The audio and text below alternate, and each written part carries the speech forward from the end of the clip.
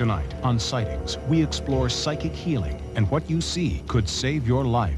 I have seen people who have cancer no longer have cancer. Has medical science missed the ultimate cure-all? After one session, I was healed forever and ever. The advances in high-tech medicine have been phenomenal. But what do you do when medical science gives you an answer that's impossible to live with? People who have incurable illnesses are forced to address this question. And some have found miraculous answers from extremely unconventional sources. Hello, I'm Tim White. Tonight we'll explore psychic healing on Sightings. Physicians use state-of-the-art technology to diagnose and treat illness. But without these external tools, psychic healers also seem to successfully treat disease. They use ancient ritual and tradition and tap the spiritual power we call faith to perform psychic healing. Case in point, Dean Kraft. He claims to have mysterious healing energy that flows through his hands. Medical science is examining Dean Kraft's effect on his patients. For many of them, he is the last resort. I could feel the heat oozing from his hand like an oven.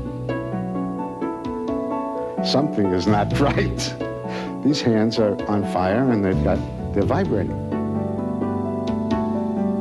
How does it work? I don't have any idea. Does it work? It does. Then this friend of mine took me to lunch and sat me down and said, there's no reason why you should be in this pain. Dean Kraft will heal you. He's real. Dean Kraft was pursuing a career in the music industry when, at the age of 21, he claims to have developed telekinesis.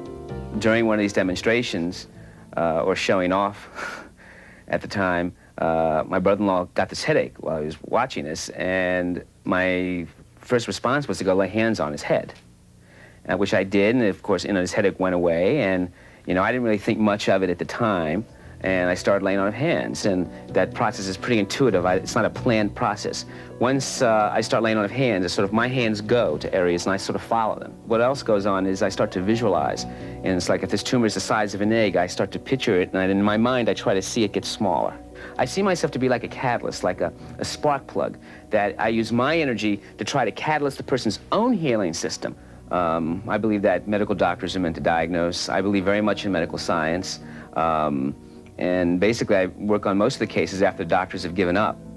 With his hands, Kraft has been able to effect many positive changes in his clients' medical conditions. Even the medical establishment accepts his amazing healing powers. I've seen patients who are paralyzed get up and walk. I've seen people who have cancer no longer have cancer. I've been watching this happening for 12 years. A study by Howard University found that 40% of Dean Kraft's patients show a definite improvement in their medical condition. Even more remarkable are the results of experiments Kraft has done in a clinically controlled environment. Using his laying on of hands technique, he has effectively lowered the blood pressure of laboratory rats. Kraft has also been able to destroy cancer cells, called Healer cells, in a test tube. But the nature of his power is still a mystery. We know that it can affect things, but we haven't been able yet to determine what is this energy. Energy is a very loose word. I don't even like the word energy. It's a very loose word that's used. But it's the best one, I guess, to describe something that's some type of transference that's taking place. I had very bad sciatica for about a year and a half. It was equivalent to having your teeth drilled on constantly. That's really what the pain was like, what it got to. I couldn't drive because I couldn't press my right foot down on the gas pedal or brake, so I had to have someone drive me. I was seeing a chiropractor constantly, and that would alleviate the pain for about an hour, and then it would just slowly come back during the day. And I was basically in tears most of the time, and my quality of life was nil. Then I went to see Dean, and I remember thinking, well, is this going to work? And after one session with him, I was healed forever and ever. In 1985, Nelda Buss was diagnosed with ALS, amyotrophic lateral sclerosis, better known as Lou Gehrig's disease. It was my birthday. I was 43 years old, and they told me I had Lou Gehrig's disease. Well, they actually said amyotrophic lateral sclerosis, and I still wasn't real sure what that was. ALS is a medical mystery. There is no known cause and no known cure. The established medical profession, they just said, goodbye, see you, have a good life, live it to your fullest. The disease inevitably progresses from partial to complete paralysis of all the muscles in the body.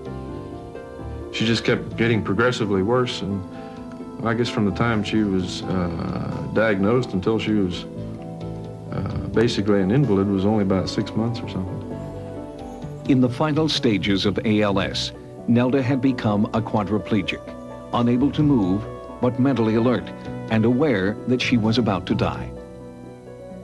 I gave away most of my good clothing that I had, and I had my dress all picked out for what I was to be buried in. Then Nelda heard about Dean Kraft. And it was just such a relief to talk to him. I said that the doctors say there's no hope, and he said, well, that's not always true. Kraft did his laying on of hands for 3 months, and then they had a small but significant breakthrough. In May, Glenn was showering me and I could move my toe, and that was so exciting. After her toes, Nelda slowly regained movement in her fingers, then her back muscles. Soon she could control her hands, then her arms and her legs. Nelda worked very hard on her own physical exercise regimen, in addition to treatments from Dean Kraft. Her family videotaped her progress over the course of a year. It's wonderful to see her and her family being together and enjoying life together. Words cannot express the feeling that one has when this happens. Okay. How's that? Everything has changed. She's back and she's doing more than she ever did before. I mean, it's great to have a mother. It really is.